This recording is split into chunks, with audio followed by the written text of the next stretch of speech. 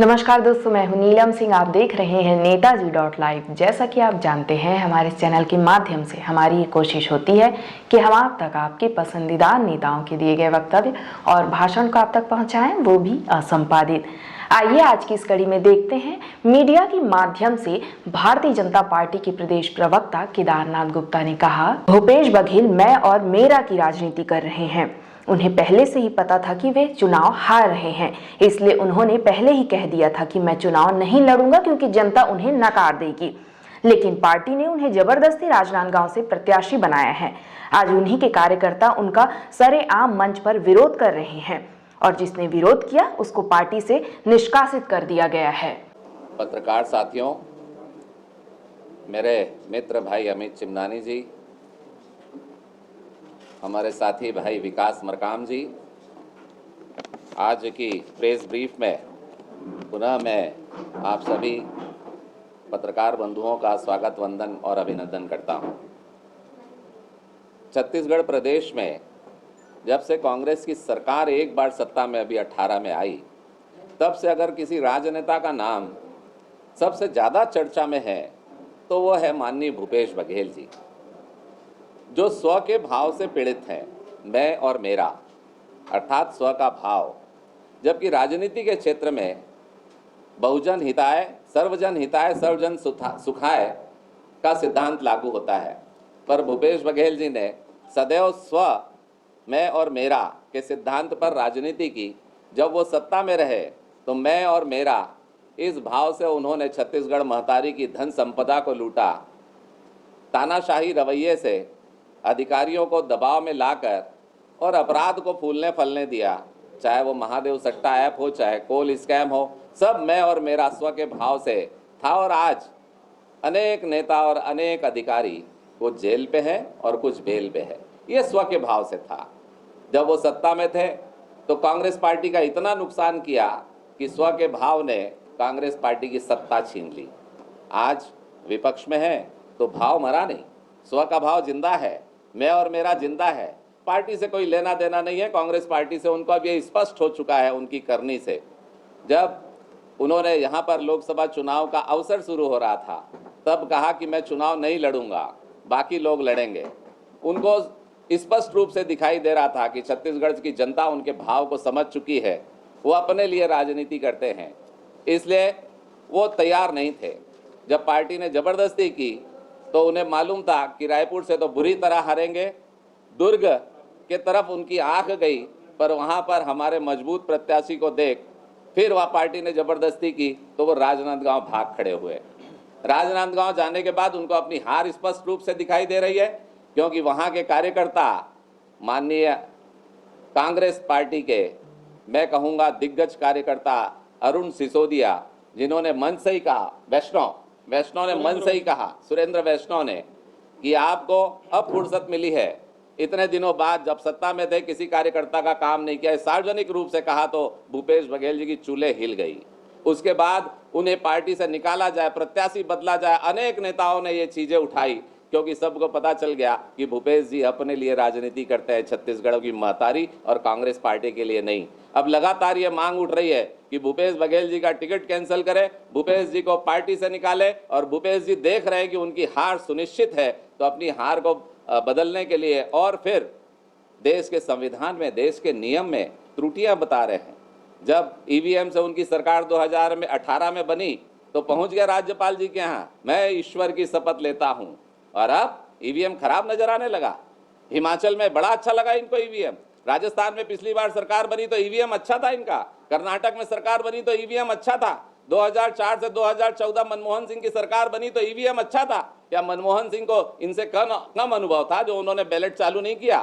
तो भूपेश जी स्व के भाव से पीड़ित है, और अब वो कार्यकर्ता को कह रहे 372 380 लोग चुनाव पे खड़े हो और बैलेट से चुनाव हो। तो मुझे ऐसा लगता है कि उनको लग रहा है कि वो सत्ता में है और छड़ी उनके हाथ में है, जिसे चाहे नचा ले।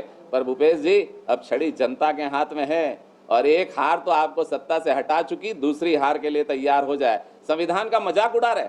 कांग्रेस पार्टी की कब्र खोदने का काम है जब कोई नेता अपनी ही पार्टी के कार्यकर्ताओं को कहे कि 380 लोग खड़े हो जाएं। वो अपनी हार का एक और कारण जनता को बताने के लिए कि इतने लोग खड़े हो गए, मैं क्या कर सकता हूं। तो मुझे ऐसा लगता है भूपेश बघेल जी ये जो कुछ भी कर रहे हैं, मैं और मेरा स्व के भाव से कर रहे हैं। भारतीय जनता पार्टी का मानना है कि भूपेश बघेल जी ने मानसिक रूप से अपनी हार स्वीकार कर ली है। उनके कार्यकर्ताओं ने उनका विरोध करना शुरू किया है। अरे मुख्यमंत्री रहते के बाद कोई कहे पार्टी से निकाल दो और सरेआम मंच में विरोध हो, तो ऐसे नेता को कौन वोट देगा। हम आपके माध्यम से आज यही बताना चाहते हैं कि भूपेश बघेल जी, अब छड़ी आपके हाथ में नहीं है, छड़ी जनता ने आपसे छीन ली है। अब तो संविधान और कानून के हिसाब से आपको जीवन जीना पड़ेगा। ठीक है, आप विकास। आइए आगे इसी कड़ी में देखते हैं भारतीय जनता पार्टी अनुसूचित जनजाति मोर्चा के अध्यक्ष विकास मरकाम ने कहा, बस्तर के प्रत्याशी कवासी लखमा ने एक बयान दिया है जिसमें उन्होंने कहा है कि मैं अपने लड़के के लिए दुल्हन लेने गया था दिल्ली, लेकिन मुझे ही पार्टी ने दुल्हा बना दिया। कवासी लखमा द्वारा दिए गए इस बयान पर विकास मरकाम ने कहा कि इस तरह से उन्होंने पूरे बस्तर की जनता का अपमान किया है। कवासी लखमा का दिमागी संतुलन बिगड़ गया है। बस्तर के सभी वरिष्ठ नेताओं का कहना है कि बाहर से प्रत्याशी लाकर चुनाव लड़ाया जा रहा है। कवासी लखमा चुनाव प्रचार में जहां जहां जा रहे हैं, लोग उनसे कई तरह के सवाल पूछ रहे हैं। आइए देखते हैं नेताजी.live के माध्यम से क्या कह रहे हैं विकास मरकाम। प्रेस ब्रीफिंग में हमारे बीच हमारे वरिष्ठ नेता भारतीय जनता पार्टी के प्रदेश प्रवक्ता केदार गुप्ता जी, हमारे अमित चिमनानी जी, आप सब लोग यहाँ उपस्थित हैं।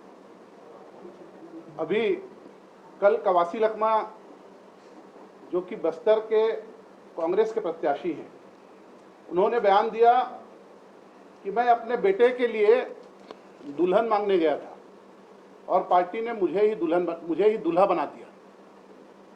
वास्तव में कवासी लखमा ने ऐसा कहकर संपूर्ण बस्तर की जनता का अपमान किया है। भारतीय जनता पार्टी जहां जनप्रतिनिधियों को सेवा का एक माध्यम मानती है, कवासी लखमा की सोच आप देखिए, वो दूल्हा और दुल्हन पे उतर आए। मतलब सेवा का भाव इन कांग्रेसियों में कहीं नहीं है। अपनी निश्चित हार को देख के मुझको लगता है कि कवासी लखमा का दिमागी संतुलन गड़बड़ा गया है। और वैसे भी लोकसभा चुनाव में टिकट वितरण के पूर्व कांग्रेस के सभी बड़े नेता चुनाव लड़ने से मना कर चुके हैं। सभी नेताओं ने बयान जारी करके अपने आला कमान से मांग की थी कि हमको टिकट न दी जाए। और टिकट वितरण के बाद भी आप लोगों ने देखा होगा कि कांग्रेस के ही वरिष्ठ नेताओं के द्वारा कहीं ये कहा जा रहा है कि 5 साल हमारी उपेक्षा हुई, विधानसभा में भी आपने बाहर के लोगों को लड़ाया, अभी जब नगरीय निकाय के चुनाव आएंगे, अभी जब ग्राम पंचायत के चुनाव आएंगे, तो भी आप रायपुर से आदमी भेजिएगा चुनाव लड़ाने। कुछ जगहों पे कहा जा रहा है कि झीरम के जो वास्तविक अपराधी थे, ये मेरा वक्तव्य नहीं है, कांग्रेस के ही वरिष्ठ लोगों का कहना है कि झीरम के जो वास्तविक अपराधी हैं उनको कांग्रेस टिकट देके कांग्रेस का अपमान कर रही है। और कहीं पे कांग्रेस के वरिष्ठ कार्यकर्ता आमरण अनशन पर बैठे हुए हैं कि बाहर से प्रत्याशी लाकर लड़ाया जा रहा है। तो कांग्रेस में आज ये सिर फुटौल की स्थिति है। और इसी सिर फुटौल की स्थिति को देखते हुए और अपने निश्चित हार को देखते हुए कवासी लखमा बौखला गए हैं। और मुझको तो यहाँ तक की जानकारी है कि कवासी लखमा चुनाव प्रचार में जहाँ जहाँ जा रहे हैं, बस्तर का हमारा आदिवासी समाज उनसे पूछ रहा है कि 5 साल जब आप सरकार में थे तो आपने बस्तर और सरगुजा के लोगों का जो अधिकार था वो छीना, स्थानीय भर्ती का जो हमारा अधिकार था उसको आपने खत्म किया, उस समय आपने आवाज क्यों नहीं उठाया। बस्तर के लोग उनसे पूछ रहे हैं कि तेंदुपत्ता में जो हमको बोनस मिलता था, तेंदुपत्ता संग्राहकों को जो सुविधाएं मिलती थी, उसको आपकी सरकार ने जब समाप्त किया उस समय आप कहां थे। बस्तर के लोग, बस्तर के हमारे आदिवासी भाई कवासी लखमा से पूछ रहे हैं कि हाई कोर्ट के माध्यम से कांग्रेस की सरकार ने जब 32% के हमारे आरक्षण को समाप्त करने का कुत्सित प्रयास किया, उस समय आप कहां थे। बस्तर में जो बदहाली है, बस्तर में जो विकास के काम होने थे वो नहीं हुए, उस समय आप कहां थे। और इन सब चीजों को देखते हुए कवासी लखमा मुझको लगता है कि चुनाव से भागना चाहते हैं और अपने निश्चित हार का एक बहाना वो अभी खोज रहे हैं। और अभी मैं टीवी चैनल में देख रहा था, चरणदास महंत जी ने कवासी लखमा को बताया कि बस्तर के सबसे बड़े नेता हैं। तो मुझको 2013 का वह दृश्य याद आ गया जिसमें कवासी लखमा को हाथ दिखाते हुए चरणदास महंत ने कहा था कि किसी को कुछ बताना नहीं। तो क्या उस बात को चरणदास महंत उस बात के लिए माफी मांगेंगे कि उन्होंने कवासी लखमा के ऊपर हाथ उठाने का प्रयास किया था? क्या उसके लिए वो माफी मांगेंगे? मैं आपके माध्यम से पूछना चाहता हूं। या फिर दीपक बैच को, जो कि कांग्रेस के प्रदेश अध्यक्ष हैं, उनको नीचा दिखाने के लिए चरणदास महंत ऐसा बयान दे रहे हैं? ये मैं आपके माध्यम से पूछना चाहता हूं। धन्यवाद। आपने देखा क्या कह रहे थे भारतीय जनता पार्टी के प्रदेश प्रवक्ता केदारनाथ गुप्ता और साथ ही साथ भारतीय जनता पार्टी अनुसूचित जनजाति मोर्चा के अध्यक्ष विकास मरकाम। इसी तरह हमारे चैनल में बने रहने के लिए चैनल को लाइक करें, शेयर करें और सब्सक्राइब करें। नमस्कार।